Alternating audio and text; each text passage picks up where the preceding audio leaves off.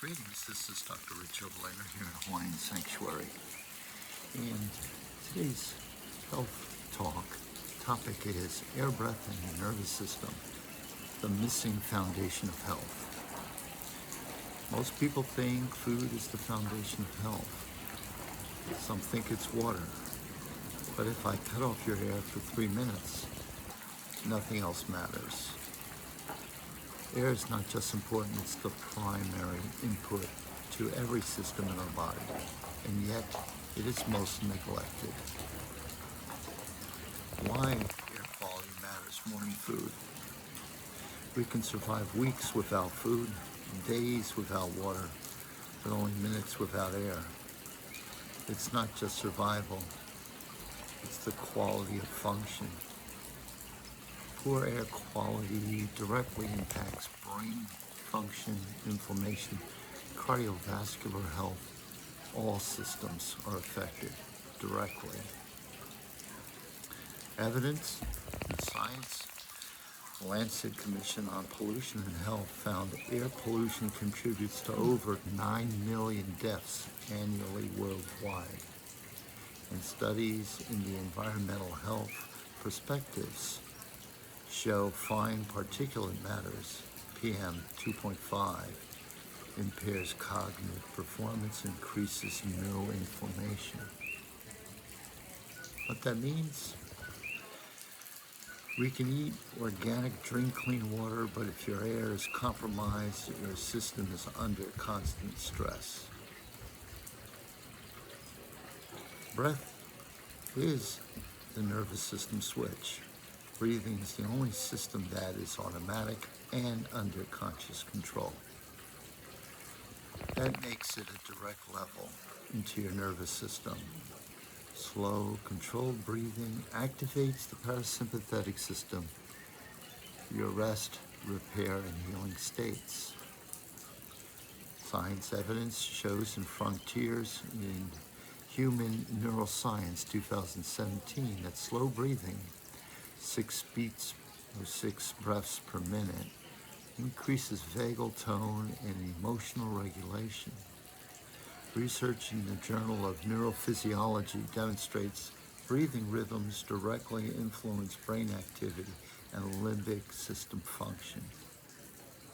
What that means is your breath is not just for oxygen, it's neuroregulation. How does shallow breathing affect us? Well, it creates anxiety, pain, and fatigue. Most people today are in chronic shallow breath mode. Chest breathing. Fast and ineffective signals danger to the brain. This leads to increased cortisol production, muscular tension, and reduced oxygen delivery efficiency. The evidence to that is the Journal of Applied Physiology, showing chronic hyperventilation reduces CO2 tolerance, impairing oxygen release. That's the Bohr's effect. And studies in psychophysiology link shallow breathing with increased anxiety and panic disorders. The insight to all this is it's not just the oxygen in, it's the CO2 balance and the nervous system signaling.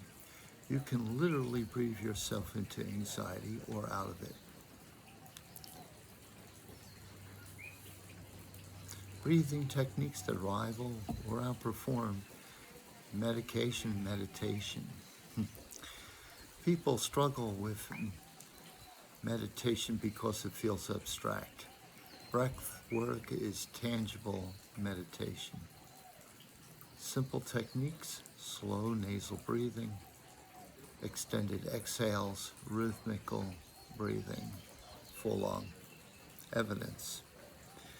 Randomized trials in JAMA Network Open in 2023 found cyclic signing breath work improves mood, reduces anxiety more than mindful meditation in some groups.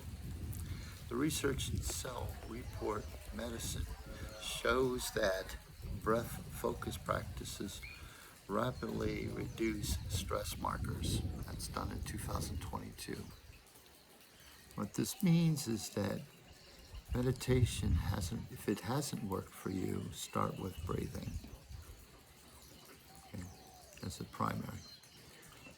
There's been a lot of recent research also on sound and humming and increasing oxygen intake, and that's good for another talk. Sound and breath. Sauna and breath work. What helps, what hurts? Sauna can be powerful, but only if used correctly.